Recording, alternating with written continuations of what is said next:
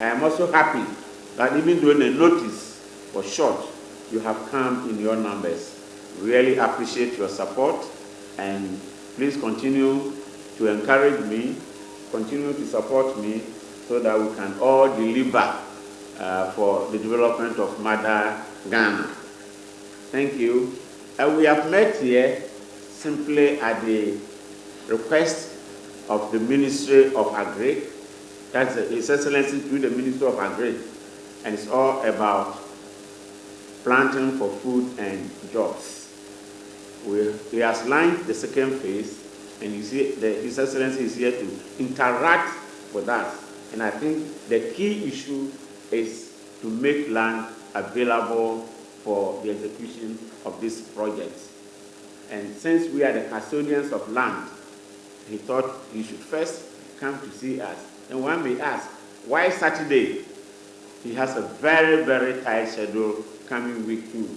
And this may even take him outside the country.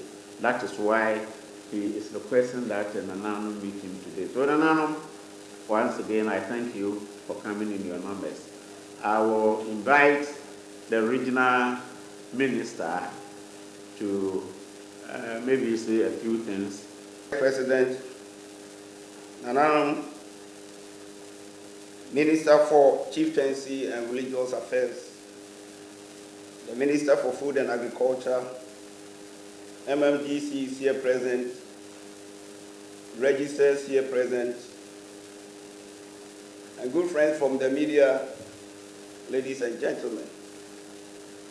Others with utmost pleasure and honor that I accompany His Excellency the President to this particular forum. Although it was a short notice, it is gratifying to witness that we have majority of Nananum in the House. On behalf of the President, I will say thank you.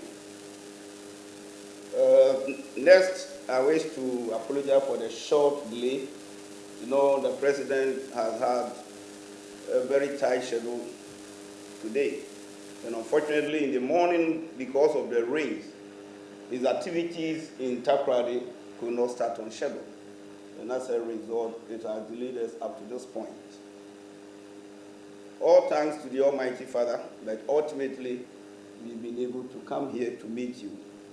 I'll not say much because we have my 2 colleague ministers and the President who will all do the actual delivery of the message.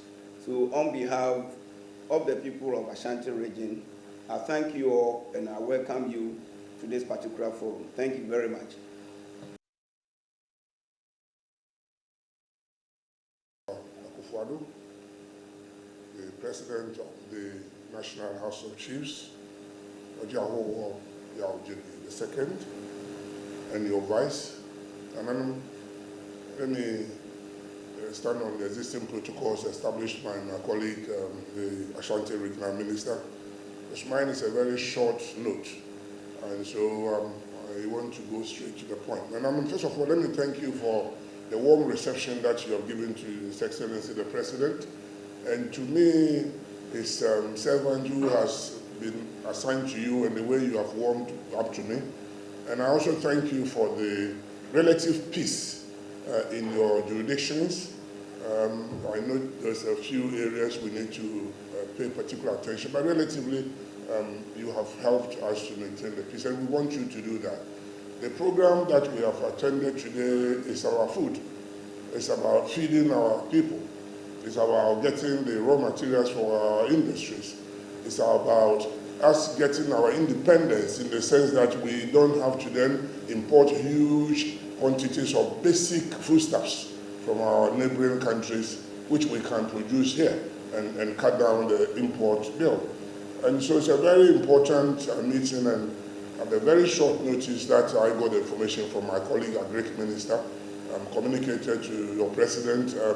You've been very helpful, and some of you, those who couldn't come, excuse themselves with a good reason. So on that short note, I thank you very much. On behalf of the President, we thank you sincerely. And my colleague, the Agric Minister, will give you a lot more detail, and the President will deliver the main thrust of the address. Thank you, Donanum. I'm grateful. Thank you, Nana Chairman. Your Excellency, Akufo-Addo, President of the Republic of Ghana, President and distinguished members of the National House of Chiefs, Minister for Chieftaincy and Religious Affairs, the Regional Minister of the Ashanti region, ladies and gentlemen of the press, distinguished invited guests, ladies and gentlemen. I feel greatly honored for the opportunity to share a few remarks with you, our revered Nananom and traditional leaders. Since assuming office a few months ago as Minister for Food and Agriculture, I have been hard at work with my team to chart a new strategy and execution plan to carry out the clear instructions given to me by His Excellency the President on what he wanted accomplished in the sector. To recap, for the benefit of Nananom, His Excellency demanded the following: a roadmap to food security and resilience built on the successes of the Planting for Food and Jobs Phase 1, with a focus on the entire value chain. His Excellency demanded a turnaround of the tree crop sector with a focus on cocoa farmers' share of the cocoa revenue. His Excellency finally demanded a drastic import substitution program directed at reducing our over-reliance on food imports. On assuming office, a thorough analysis of the sector revealed a huge potential which, when well exploited, could lead to the achievement of the objectives set by His Excellency the President. Nananom, I am happy to report that we are firmly on the path towards achieving the objectives set by His Excellency the President. As you are aware, His Excellency this afternoon at TEPA announced a new producer price for cocoa farmers, which for the first time in the industry's history was based on the gross FOB rather than the net FOB. This will not only ensure higher remuneration for our hard-working farmers, but also enhance transparency in setting producer prices going forward. This and many other developments is at the heart of the turnaround strategy for the tree crop subsector led by cocoa. Nananom, we have also taken concrete steps to activate His Excellency's vision of food security and resilience with the recent launch of the Planting for Food and Jobs Phase 2, which provides a clear roadmap for renewal of agriculture, building on the successes and lessons learned from the first phase of the Planting for Food and Jobs Phase 1. Respectfully, Nananom, the success of the Planting for Food and Jobs Phase 2 will hinge largely on the availability of land.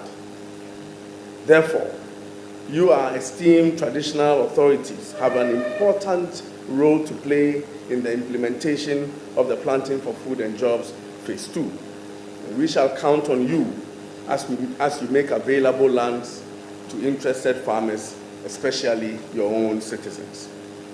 I am full of optimism that with your support and the release of land to farmers, and I repeat, to your citizens and Ghanaians at large, the implementation of the Planting for Food and Jobs Phase 2 will accelerate the development of Ghana's agriculture and fulfill our aspirations of food sufficiency.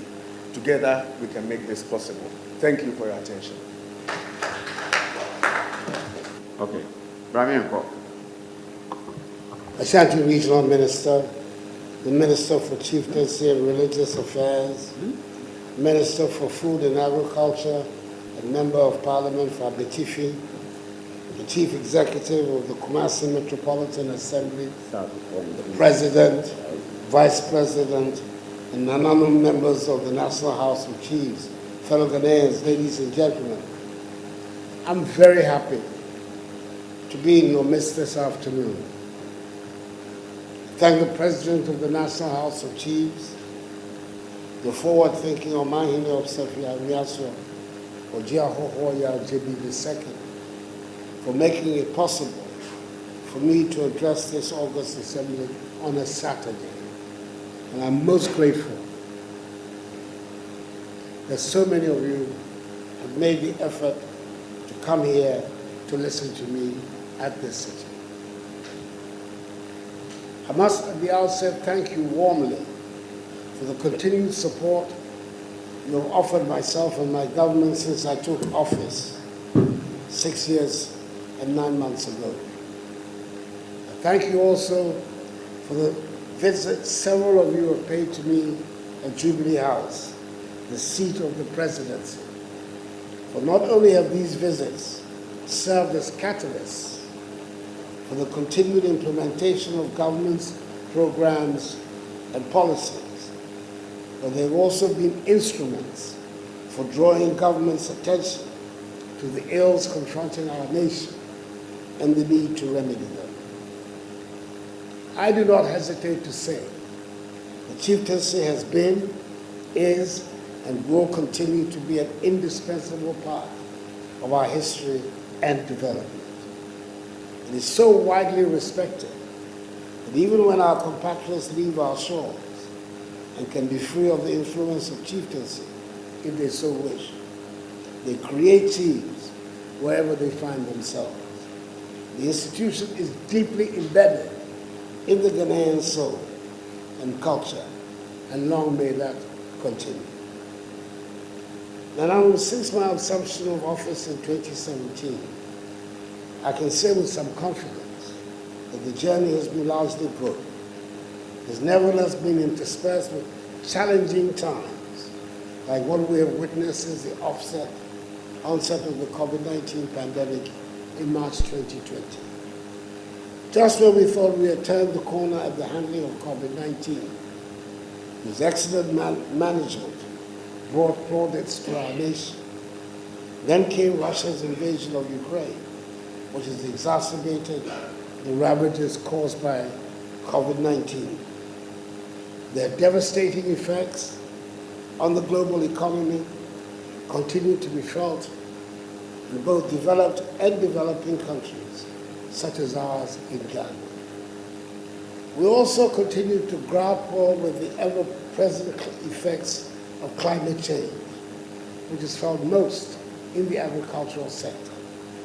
Thankfully, after reeling under the combined force of these adversities, I'm happy to report that our fortunes are beginning to turn around systematically towards macroeconomic stability and once again place the economy firmly on the path of strong growth. It is a sense of optimism that is beginning to permeate the country, showing how far our nation has come from the difficulties.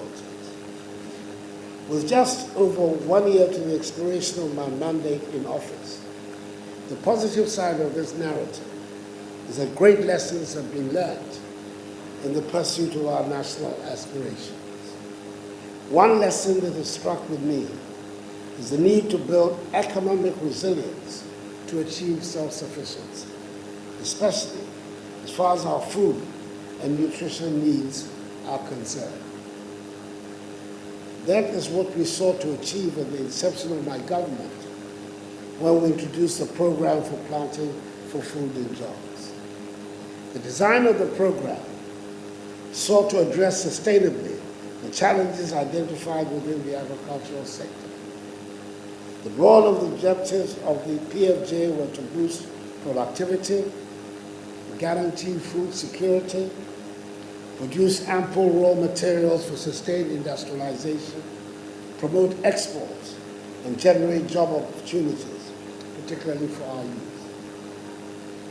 Our assessment of phase one of the program for food and jobs, planting for food and jobs, also confirmed that a lot of successes have been achieved in the areas of utilization of fertilizer, acceptance and adoption of improved seeds, and the adoption of good agronomic practices by farmers, leading to increased productivity and production. In detail, these notable achievements include: 1, reaching over 2.7 million farmers and other value chain actors under the 5 modules: food crops, tree crops, horticulture, livestock, and mechanization.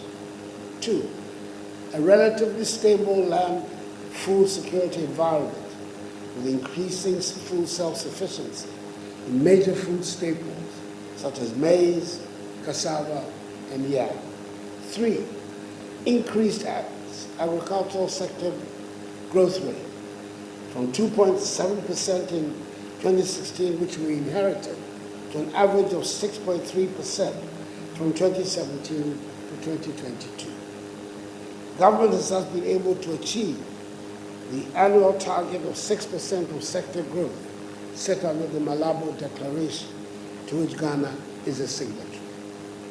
4, increased fertilizer application rate from 8 kilograms per hectare in 2016 to 25 kilograms per hectare in 2022. 6, increased distribution of certified seeds from 2,000 metric tons in 2016 to 36,000 metric tons in 2022.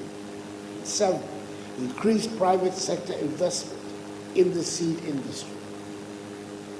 These notwithstanding, the outcome of a comprehensive review of Phase 1 of the Program for Planting for Food and Jobs highlighted the need for new strategies to optimize returns on investments. We recognize the urgent need to expand our productive capacity and harness the opportunities to unlock the full potential of the sector. The outcome is the birth of the second phase of the Program for Planting for Food and Jobs, which I outlawed on 28th August in Tamale. PFJ Phase 2 is a 5-year master plan for the renewal of agriculture in Ghana. It seeks to consolidate and build on the successes of the initial PFJ program. It is, however, a paradigm shift from the input subsidy program to an input credit intervention designed to accelerate the development of agriculture through a value chain approach. Besides the input credit system that provides farmers with access to inputs such as seeds, fertilizers, and pesticides, other elements of the program are support services such as mechanization and extension, storage infrastructure, and logistic hub, off-taker arrangements and commodity trading, and last but not the least, a digitized platform for management, monitoring, and coordination. And one of the expected impacts of PFJ Phase 2 is in the area of job creation. In the next 4 years, the program is destined to record an annual average of 210,000 new farm-related jobs. This will exclude other jobs along the agricultural value chain, estimated at an annual average of 420,000 over the same period. All things being equal, there is certainty that the program will enhance incomes and create wealth. Critically, it is designed to promote import substitution, given its targets as a major turnaround strategy. Thus, another critical benefit of the program, expected as a major turnaround strategy, is import substitution for major commodities such as rice, tomato, and poultry.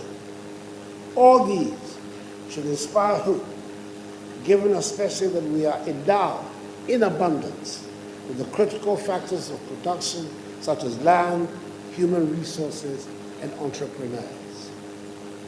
To complement the PFJ Phase 2 program, government intends to establish agricultural zones to drive sustainable and commercially orientated agriculture, to address the issue of access to large tracts of agricultural land.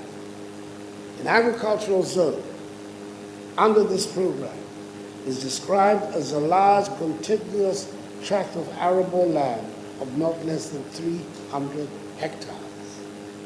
For each agricultural zone, government will partner with the private sector to provide necessary irrigation infrastructure, develop access roads to production hubs, extend power, i.e. solar, hydro, and provide mechanization services. Currently, the total agricultural land size in Ghana spans approximately 15.7 million hectares. Most of these lands belong to traditional authorities, and that is why I am here.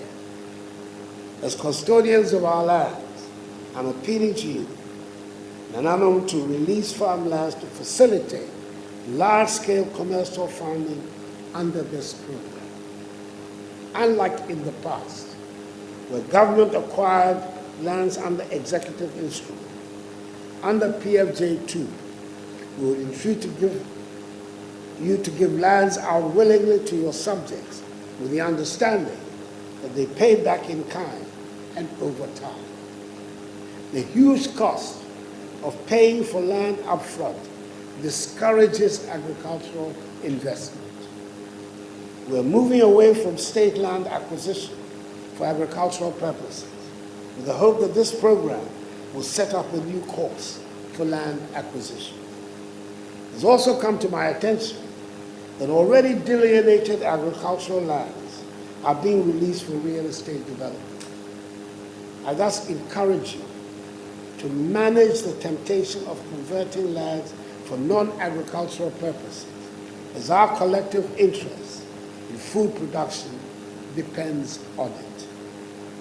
You, our esteemed traditional authorities, play a pivotal role in realizing the objectives of the PFJ Phase 2 program. And I place my trust in you to achieve the successes we envisage for our nation.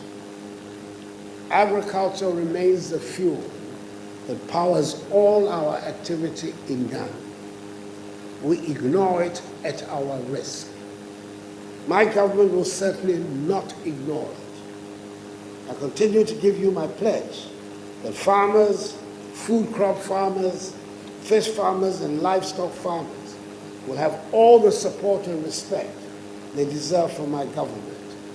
We need to raise agriculture to a higher plane to be able to improve on the quality of life for our people. And to complete my statement, the Minister for Food and Agriculture indicated to you that I had made a pronouncement in Tepa just before coming here about the opening of the new season. We have brought it forward from October to September now, and secondly, for the new price that is going to be paid to our cocoa farmers. We've taken the price from 12,800 cedis per ton to 20,943 cedis per ton. It's an increase of 63%. And it means, in effect, that 800 cedis that were being paid for one bag is now going to be 1,308 per bag. The pricing is now 70.5% of the gross FOB value of cocoa, i.e. a ton of cocoa is now going to be paid for at $1,821 per metric ton.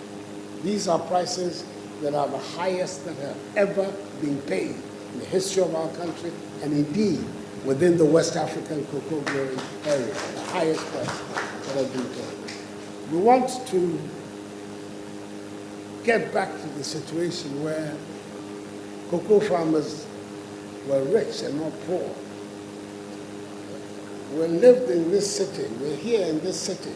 It was built by cocoa money. All these houses that we see in Kumasi were built by cocoa farmers. I remember as a child, my father being always very excited when cocoa farmers came to visit him with their problems, because he knew he was going to get some good fees from the farmers. So we want to get back to that situation where cocoa farmers remain at the very high level of the income levy of our people. And the policies that are being put in place today are going to enable us to make that transition and improve that. I want to thank you very much for your attention, for coming to listen to me this afternoon. Thank you. Excellency, a big round of applause, please.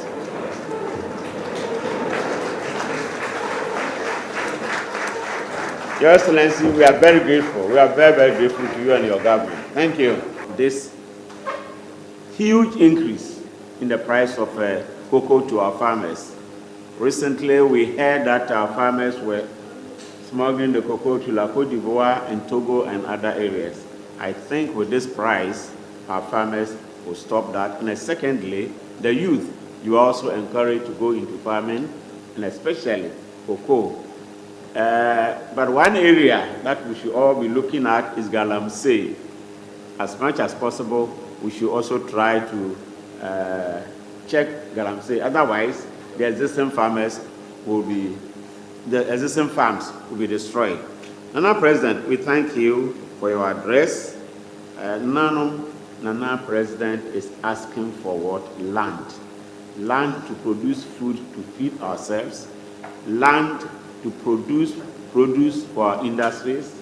Land to give jobs to our people. And in fact, I am happy that he announced that a lot of people shun agric because to acquire a piece of land, you need to pay upfront.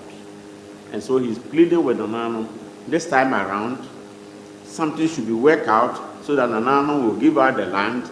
And if there should be any payment at all, of course, I know there will be payment. The Minister of Agric and his team together with Nanano will then look at what modalities can be put in place to pay Nanano back.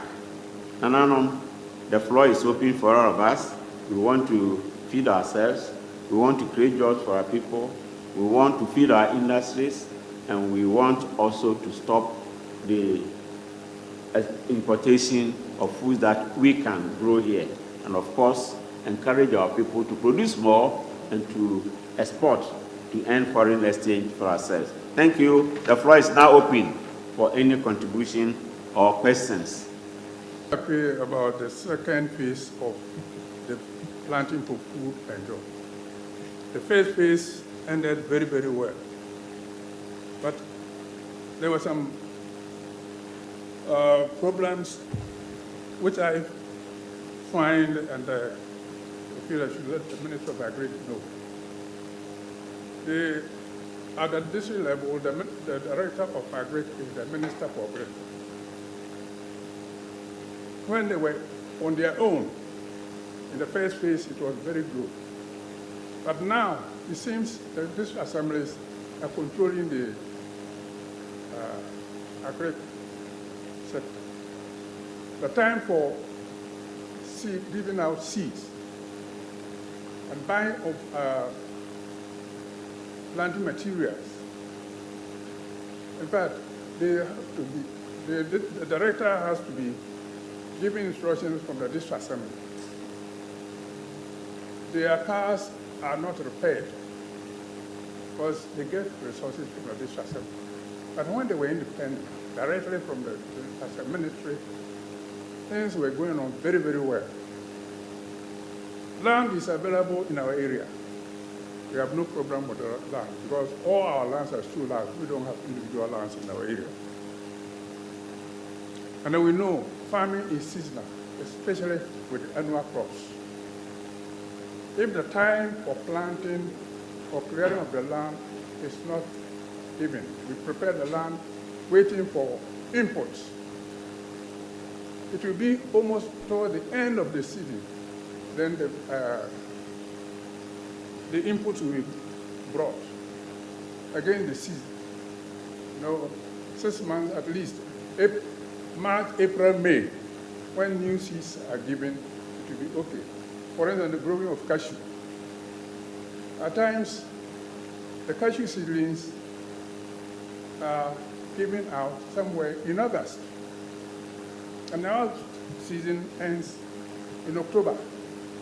But we begin planting our yams and other things in February, March. So we plead with the Minister of Agriculture, but instruct the directors and the district assemblies. The Minister of Local Government seems to be controlling agri now more than the Minister of Agriculture. So this is the observation I've made in my area. Nana, thank you very much for that intervention. I think you've hit on something which really is going to the heart of the whole process of decentralization.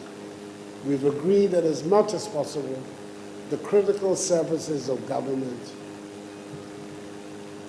should be devolved to the districts, the regions and the districts, because essentially that is where the government should function the most efficiently. But in the process are problems such as you have identified, and we need now to find a balance, because decentralizing, moving the system towards agriculture, health, education, being governed by district and local considerations, and at the same time making sure that these institutions work effectively is going to be a challenge. And I think it's important that we have the testimony of people like you so that we can find a way to strike the correct balance. But it's an institutional matter which we're going to have to resolve. It's difficult to say you're decentralizing, but at the same time, you're going to keep particular important institutions out of the decentralization process and have them be controlled from the center. But at the same time, like you quite rightly said, when you have the intervention of the local institutions in the district, they can sometimes, especially at the beginning, because it's new for them as well, go the wrong way in terms of how they administer this new authority. So I'm very, very grateful to you for pointing this matter out. It is something that we're going to continue to discuss and find a solution to. We need to find a solution. It cannot be the case that even though rural development is part of his brief, that the Minister for Local Government will be the key figure in agricultural development. Then what would be the purpose of us having a food and agriculture ministry? It has to be the food and agriculture ministry that takes the lead. But we need to balance the considerations there against also the important government decision to decentralize the administration of our government. But as I say, I'm very grateful to you for pointing this matter out and initiating what is going to be a very important dialogue within my government for us to be able to find a solution. Your intervention is going to be taken by me very seriously at the highest levels of the government, and we will debate it and hopefully come out with a solution. In the meantime, let the Minister for Agriculture also say something. Thank you, Nana, for pointing this out. Certainly, the change management gaps that the President is alluding to is one that we are aware. But with the phase 2 of the planting for food and jobs that we are rolling out beginning September 15th, it solves some of these problems because the farmers will start ordering for inputs, but from the 15th, once they are registered, they will start ordering from the 15th of September.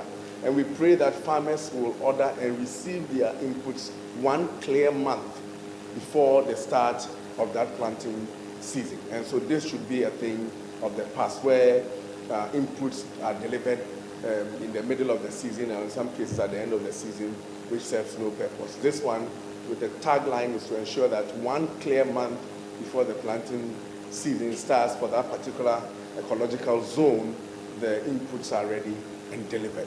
Thank you. And in the north, the majority of the people's first occupation is farming. And this farming, in the past, the land was very fertile, but now it's depleted. When you do not farm in time and you don't have the necessary inputs, your farming becomes a failure. And in the north, the rainy season starts somewhere May, June. And we need to have the inputs, both the seeds and the fertilizer, before that time. Because when you plant, you are now going to scout for inputs, then you've started the cycle of failure. So we are appealing to the Minister of Agriculture to take particular notice of the needs of the North. The small-scale farmer, whatever you might think of it, is the basic farmer who feeds the nation. It's not the large-scale farmers. The large-scale farmers' advent is recent. So we need to put more attention to the needs of the small-scale farmer. Right now, because of the depletion of the land, grasses have taken over. And in order to control these grasses, you need weedicides. All this, I'm not sure whether they are manufactured or produced in Ghana. It means it has to be imported. We know the strain on our foreign exchange, but still, if we feed ourselves, I think that we are on the way to being self-sustainable. And therefore, we are appealing to the state to take care primarily of the small-scale farmer by making available through the Ministry of Agriculture the necessary inputs like fertilizer and weedicides so that we can do the support ourselves and the state. Thank you. I've got up because another very important point has been made. Yes, today, 2023, the small farmer, the small-scale farmer, is at the center of our system of agricultural production. But all of us, and this is something that cannot be done just by government fiat, we have to think about 10 years, 20 years, 30 years, 40 years from now. Is the small-scale farmer going to be in a position to continue to be the main source of food production in our country? We need to think about that matter very carefully.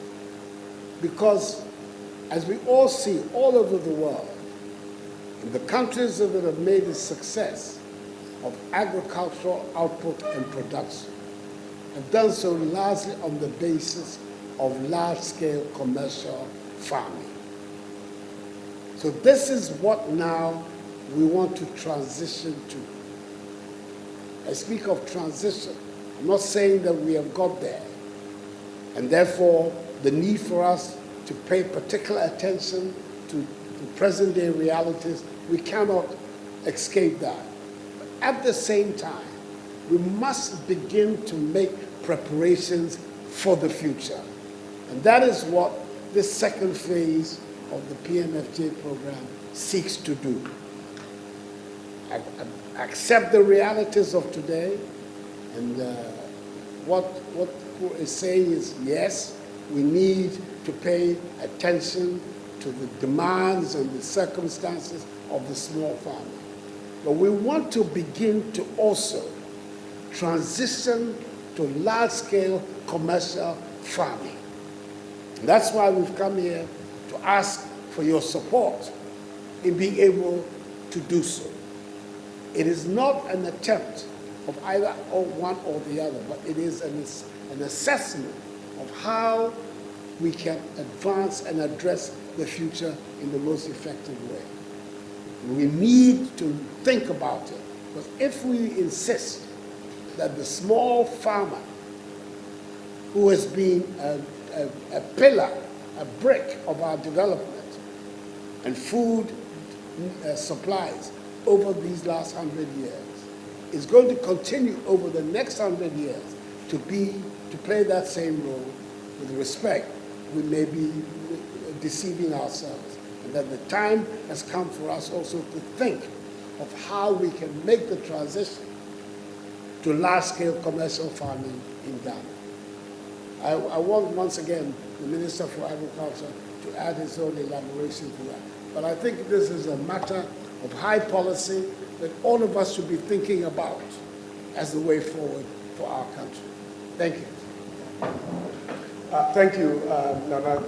As part of the transition that the President talked about, the large contiguous land of 300 hectares and above that we are asking for will not be given to one large-scale commercial farmer. As part of the transition process, when we have irrigated this land, brought electricity roads, we will partition them for smallholder farmers or small peasant farmers to start transitioning into what we call commercial farming. What the President is pushing for is that this process should be expedited, because clearly small-scale farming will not be able to feed a growing population. Since Nana from the Northern region spoke, I'd like to give some statistics on the Northern region and some good news coming out of there.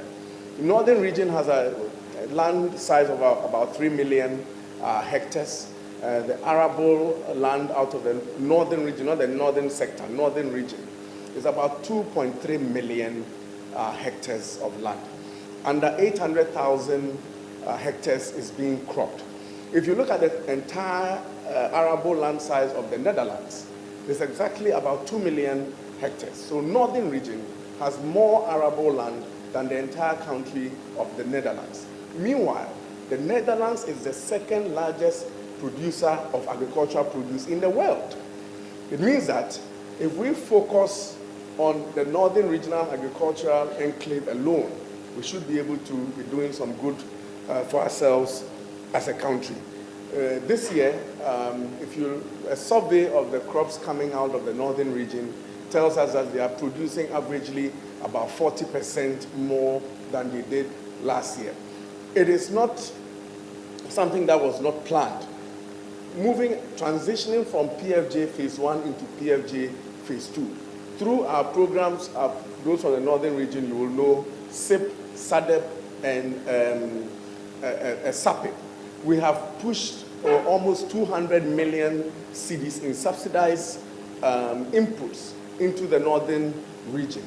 We have also worked with programs like the ETG, Yara, which did two bags, buy two, get one free, and the heavily subsidized ETG program to put a combined almost 500 million Ghana cedis worth of inputs into the Northern region at relatively cheap prices. And that yield is what our survey is bringing out, that is the highest that we're going to experience, and the Northern region is going to feed us in the coming months.